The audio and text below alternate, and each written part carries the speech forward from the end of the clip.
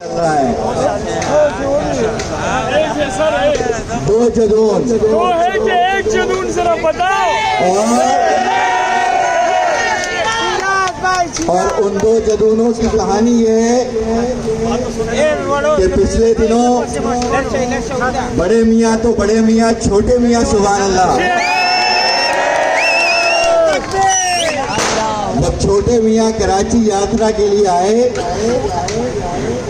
तो एक जदून जो तिमाड़ी से अपने आप को शेर की धाड़ के साथ अवाम का नुमाइंदा बनने के लिए पहुंचा था,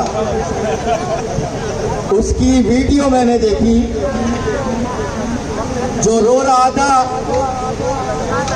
और कह रहा था कि मैं 1000 बंदे अपने साथ लेकर आया हूं, मैंने 100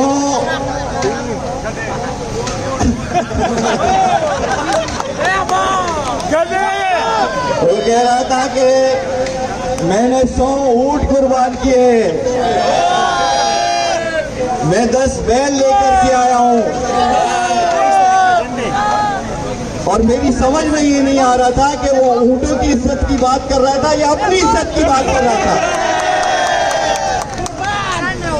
और दूसरे जदून की कहानी,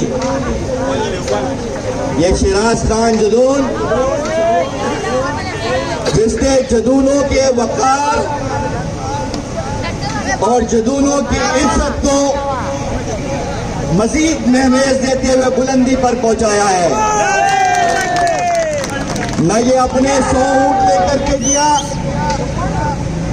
न इसने गाय और बकरों का दावा किया, बल्कि ये जदूनों की शराफत, अमानत और दयानत लेकर के जमात इस्लामी में पहुंचा, और जमात इस्लामी ने इसको अपना बनाया और इसने जमात इस्लामी को अपना बनाया।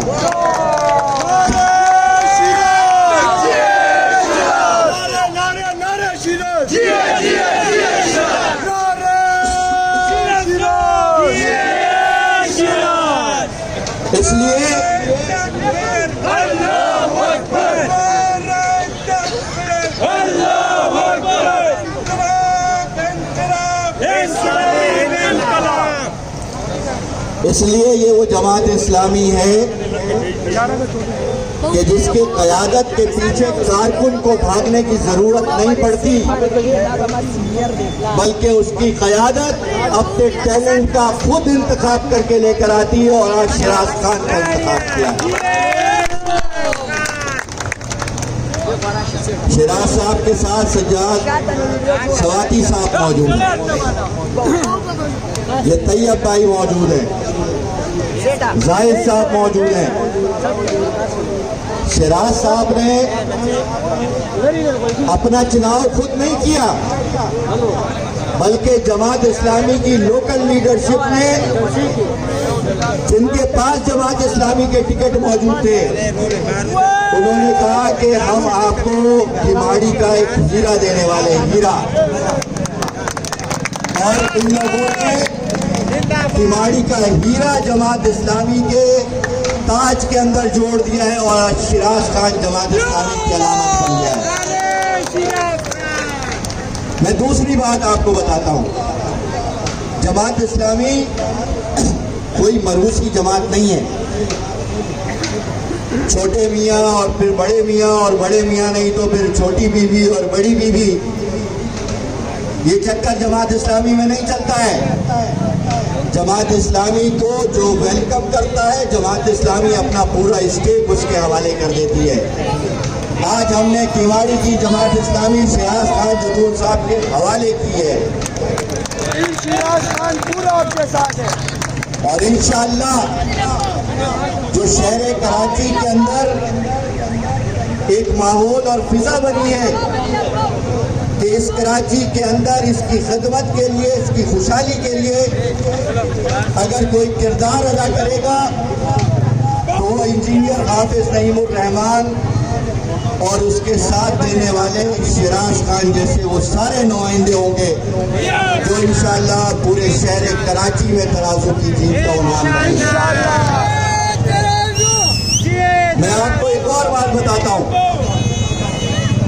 शिराज भाई की जीत सिर्फ शिराज भाई की जीत नहीं है, बल्कि इस किमाड़ी में बसने वाले पख्तूनों की जीत है, जदूनों की जीत है, हजारे वालों की जीत है, पंजाबियों की जीत है, महाजरों की जीत है, कच्छियों की जीत है, सबकी जीत है।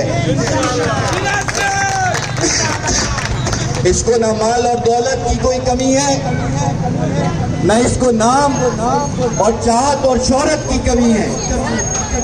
अगर इसने कोई कमी देखी तो ये देखिए कि लियारी के किमाड़ी के ये अवाम जो अड़ोस पड़ोस में बसने वाले हैं, इस अवाम का इस्तेहसाल सरमायादार लोग करते हैं, इसलिए इस उन्वान से आगे बढ़ेंगे। और इंशाअल्लाह मैं आपको बताऊं कि 8 फरवरी को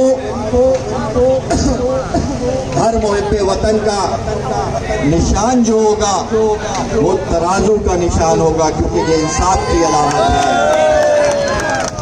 ये खिदमत की अलामत है, ये दियानत की अलामत है। इसलिए न हमें ऊँटों की नुमाइश करने की जरूरत है, न नोटों की नुमाइश करने की जरूरत है। हम किरदार को पेश करते हैं, गुफ्तार को पेश करते हैं, बेलौस और बेबाक क़यादत को पेश करते हैं। जमात इस्लामी को ये क्रेडिट हासिल है कि सबसे पहले अवामी मंशूर जमात इस्लामी ने ऐलान किया है।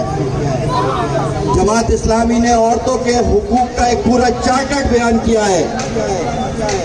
अमीर जमात इस्लामी पाकिस्तान ने ये ऐलान किया है कि ये 25,000 और 30,000 का फार्मूला अब ये नहीं चलने वाला है। अब कम से कम उजरत जमात इस्लामी की हुकूमत में 50,000 होगी, मजदूर की उजरत 50,000। हर बच्चे को तालीम मुफ्त दी जाएगी।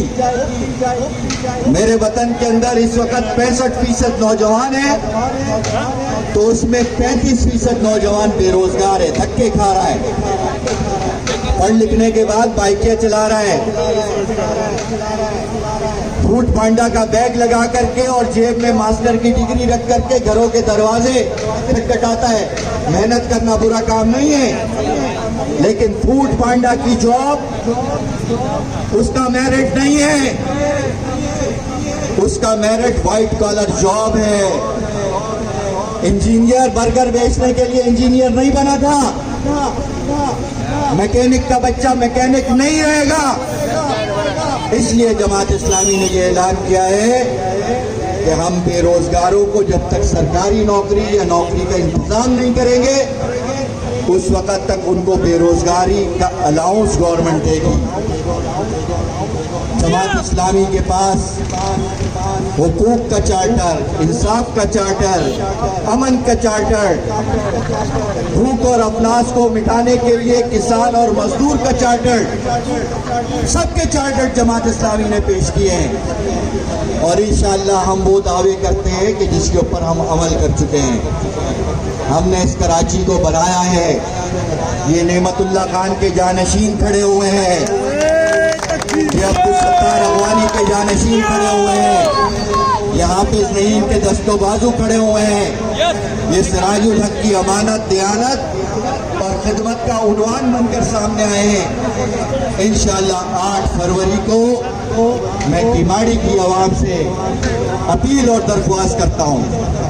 मैंने 5 साल सिंध असेंबली के अंदर 5 साल सिंध असेंबली में इन सियासी डकैतों का अकेले मुकाबला किया है, अकेले मुकाबला किया है।